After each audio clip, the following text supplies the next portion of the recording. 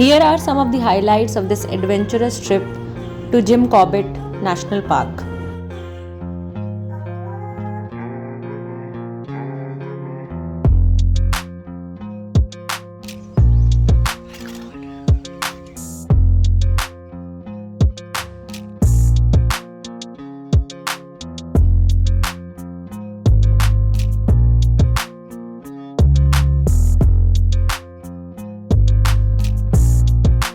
Gym Corbett National park स्थित है रामनगर उत्तराखंड में, जो कि एक वेल कनेक्टेड सिटी है तीनों ही तरीकों से, रेलवेज, रोडवेज एंड एयरवेज, जिसकी डिटेल मैं डिस्क्रिप्शन बॉक्स में मेंशन करूंगी।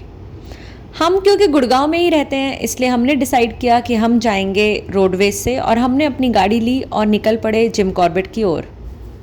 जिम कॉर्बेट में रुकने के दो तरीके हैं, या तो आप जिम कॉर्बेट के बाहर रामनगर में ही किसी अच्छे से रिजॉर्ट में रुकें और फिर सफारी के लिए जिम कॉर्बेट को जाएं, या फिर आप रुकें जंगल के अंदर रेस्ट हाउसेस में, जो कि फॉरेस्ट डिपार्टमेंट मेंटेन करते हैं, जो कि आपको बहुत एडवांस में बुकिंग करनी पड़ती है। इसकी वेबसाइट का डिटेल भी मैं डिस्क्रिप्शन बॉक्स में मेंशन करूंगी। तो जैसे ही हम रामनगर पहुंचे, हमने गाड़ी करी पार्क एक सेफ प्लेस में, और यहाँ से हमने हायर की जिप्सी, जो हमारे साथ इन 2 दिनों में रहने वाली थी, और इसी जिप्सी से होती है जंगल safari inside the Jim Corbett National Park. So अभी हम बैठे हुए हैं अपनी जिप्सी में और जा रहे हैं जिम कॉर्बेट नेशनल पार्क के डिकाला जोन की तरफ। जिम कॉर्बेट में टोटल 5 जोन्स हैं जहाँ पे आप सफारी कर सकते हैं, और सबसे फेमस जोन है डिकाला जोन। की एंट्री होती है धनगरी गेट से, जिसकी तरफ हम अप्रोच कर रहे थे। रामनगर से 18 किलोमीटर दूर है धनगरी गेट एंट्री पॉइंट, और धनगरी से करीबन 31 किलोमीटर दूर है डिकाला रेस्ट हाउस। सो डिकाला रेस्ट हाउस पहुंचने में आपको करीबन 1.5 से 2 घंटे लग जाते हैं। तो ये है डिकाला रेस्ट हाउस, जहां हम आने वाले 2 दिन बिताने वाले हैं। हमने करीबन 2:30 बजे धनगरी गेट से चलना शुरू किया था, और हम यहाँ पहुँचे करीबन 4:10, और यहाँ पहुँचते ही साथ हमने सबसे पहले अपना सामान जो हमें रूम अलॉटेड था वहाँ पर रखा, और सीधे हम निकल पड़े सफारी की तरफ। सो हमें ये रूम अलॉट हुआ है, जो कि बहुत ही बेसिक रूम है, लेकिन बहुत neat, clean and well maintain room है। यहाँ पर कूड़ा और कचरे का खास ध्यान रखा जाता है। आप कहीं पे भी जहाँ भी मन करे आप थ्रो नहीं कर सकते हो, क्योंकि ऑब्वियसली आप जंगल के अंदर हैं, और ये हम सबकी ड्यूटी है कि जंगल के एनिमल्स और जंगल का वातावरण खराब ना हो, इसलिए कूड़े और कचरे का खास ध्यान रखा जाता है। ये बहुत ही अप्रिशिएटिंग है कि फॉरेस्ट के अंदर भी इतने अच्छे से फॉरेस्ट डिपार्टमेंट ने ये पूरा रूम और इंक्लूडिंग वॉशरूम बहुत अच्छे से मेंटेन किया हुआ है। और जब आप जंगल के बीचों बीच रहते हैं, तो एक ऑब्वियस सा सवाल दिमाग में आता है कि क्या यहाँ एनिमल्स भी आ जाते हैं। इस चीज़ का ध्यान रखा गया है इस सोलर वायर फेंसिंग के द्वारा। ये रिजॉर्ट पूरी ओर चारों तरफ से सोलर वायर फेंसिंग से प्रोटेक्टेड है, इसलिए अंदर एनिमल्स नहीं आते हैं, और आप बिल्कुल एक प्रोटेक्टेड एनवायरनमेंट पे रहते हैं।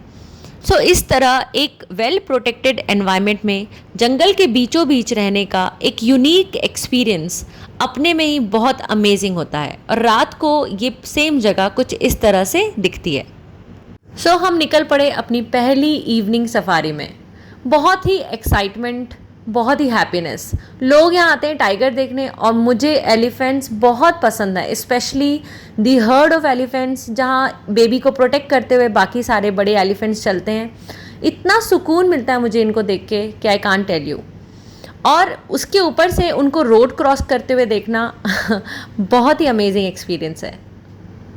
हमारी पहली सफारी, वो भी जो हमने लेट स्टार्ट की, और उसी सफारी में टाइगर की साइटिंग होना, इससे अच्छी बिगनिंग क्या हो सकती है। यहाँ मौजूद सारे ही लोग टाइगर को देखने की कोशिश कर रहे थे, क्लिक करने की कोशिश कर रहे थे, और मेरे सामने ये भाई साहब खड़े थे, जिनको मैंने टोटली इग्नोर किया और कोशिश की वीडियो में इस टाइगर को कैप्चर करने की।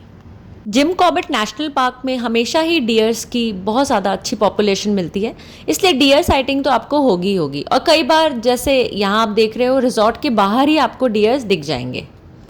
इवनिंग हो गई थी और अब टाइम था वापस रेस्ट हाउस जाने का, बट जाते वक्त ये सनसेट देखना बहुत ही अच्छा एक्सपीरियंस है।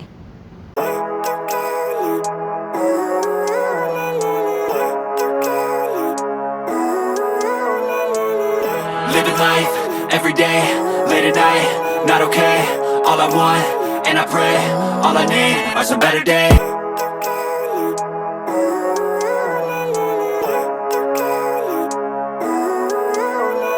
तो इवनिंग में वापस आने के बाद और नहाने के बाद थोड़ा रेस्ट किया और उसके बाद हम पहुँचे यहाँ इस मेस में, जहाँ पे डिनर, ब्रेकफास्ट और लंच तीनों ही मिलते हैं इन अ बुफे सिस्टम।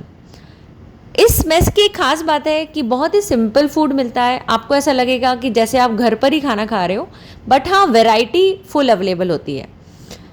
यहाँ पे जो वर्कर्स हैं बहुत ही खुश रहते हैं, बहुत अच्छे से खुशी खुशी बनाते हैं और बहुत ही खुशी खुशी सर्व भी करते हैं। रेट चार्ट भी इसके साथ में अटैच कर रही हूँ फॉर योर रेफरेंस।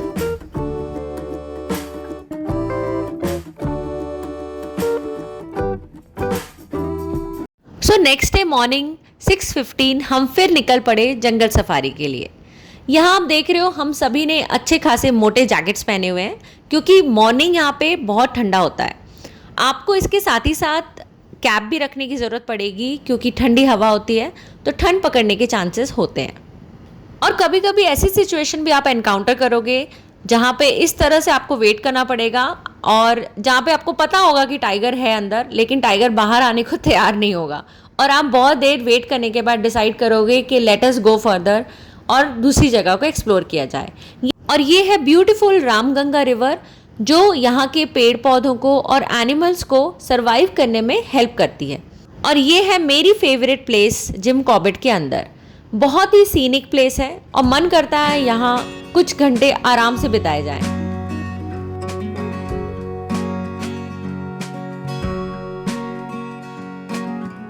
एक क्रो परेशान कर रहा है स्पॉट बेलीड ईगल आउल को। ये भी एक बहुत ही अनोखा सा सीन था जो मैंने वीडियो में कैप्चर किया है। हम सबको ही पता है कि आउल्स जो होते हैं वो दिन में ब्लर देख पाते हैं, इसलिए आउल यहाँ पे बहुत ही स्ट्रगल से क्रो से अपने आप को बचा रहा था।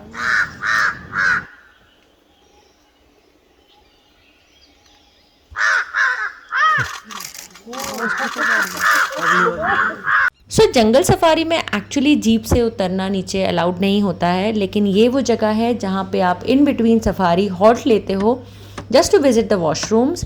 और यहाँ पे आप देख रहे हो, मैं देख रही हूँ एक डिस्टेंस पे घड़ियाल को, और इसीलिए मैं ये कहूँगी आपको कि आपको बायनोकुलर्स ज़रूर रखने चाहिए सो दैट अगर कोई भी बर्ड या कोई भी और स्पीशीज़ आपको डिस्टेंस में रहती है तो आप ईजिली देख सकें। मॉर्निंग 3 घंटे की सफारी के बाद बहुत ज़ोरों की भूख लगती है और उसके लिए अवेलेबल है ये दूसरी मेस जहां आप ब्रेकफास्ट कर सकते हैं। यहाँ पे कुछ स्नैक्स अवेलेबल हैं और यूजुअली सब सफारी के बाद यहीं आके ब्रेकफास्ट लेते हैं। यहाँ पे मैगी बहुत ज़्यादा फेमस है, बहुत ही यमी मैगी ये बनाते हैं। इसके अलावा भी कुछ ऑप्शंस हैं। सेम डे इवनिंग सफारी में जब हम निकले तो हमें दर्शन हुए साक्षात टाइगर के। किसी भी जंगल सफारी में अगर आप जा रहे हैं और वहाँ के सबसे फेमस एनिमल अगर आपको देखने को मिल जाता है तो इससे बड़ी बात और कोई नहीं हो सकती। और यही हमारा ट्रिप भी सफल माना जाता है क्योंकि हमें टाइगर दिख गया, वो भी इतने अच्छे से। टाइगर आराम से एक तरफ से निकला, पूरी उसने नदी क्रॉस की और दूसरी तरफ चला गया। और फिर से ये थोड़े डिस्टेंस में दिख रहे हैं हमें सांबर डियर। जिम कॉर्बेट अपनी खूबसूरती के लिए नोन है और उनमें से एक जो एलिमेंट है जो इसकी खूबसूरती को बढ़ाता है वो है ये साल के लंबे लंबे पेड़ और इनसे बनी हुई ये कैनोपी जो बहुत ही सुंदर और ब्यूटीफुल लगती है। और थोड़ा सा आगे गए हम तो हमें दिखा मोर, वो भी बहुत ही सुंदर से नाचते हुए। So this is Jim Corbett at night and you can literally feel the forest. Sometimes you hear the voices, different voices of animals coming from different directions. यहाँ पे बहुत अंधेरा है, बहुत अच्छा सा फील होता है। It is giving you peace at the same time, some fear because as you can see all around it is dark. Only few lights have been placed here so that it does not disturb the animals in the forest, but it also helps the people who are staying here to walk to the canteen, to the cafe, but you can feel the forest. ये सारी Gypsy जो है ready हो रही हैं अभी जाने के लिए सफारी में। सुबह ऐसा लगता है जैसे यहाँ पे अभी एकदम 9 बज गए हैं। इतना ज़्यादा एक्टिविटी यहाँ पे दिखेगी आपको सुबह सुबह, क्योंकि सभी लोग सफारी के लिए निकल जाते हैं सुबह सुबह ही। फर्स्ट एंट्री भी मैटर करती है, आपको कोशिश करनी चाहिए आप सबसे पहले एंटर करो फॉरेस्ट में। ये है बुकिंग ऑफिस फॉरेस्ट का, और यहाँ देखिए सारी जो जीप्स हैं वो लाइंड अप हैं सफारी के लिए।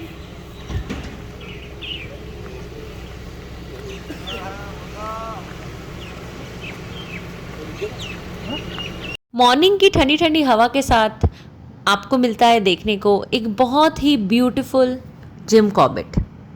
और हम बस थोड़ा ही आगे बढ़े थे कि हमें दिख गया मॉन्गूस, जिसे हम कहते हैं नेवला।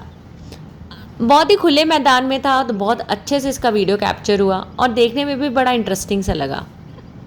अगर आप जिम कॉर्बेट के बाहर रुके हुए हैं किसी रिजॉर्ट में तो आप कैंटर सफारी भी कर सकते हैं। इस कैंटर की कैपेसिटी होती है 16 पीपल और ये 5 आवर्स की ट्रिप होती है।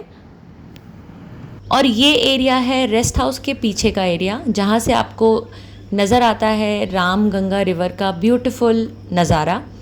और यहाँ खड़े होकर रामगंगा रिवर को देखना बहुत ही सुकून देता है। सो यही हमारा लास्ट डे था जिम कॉर्बेट नेशनल पार्क में।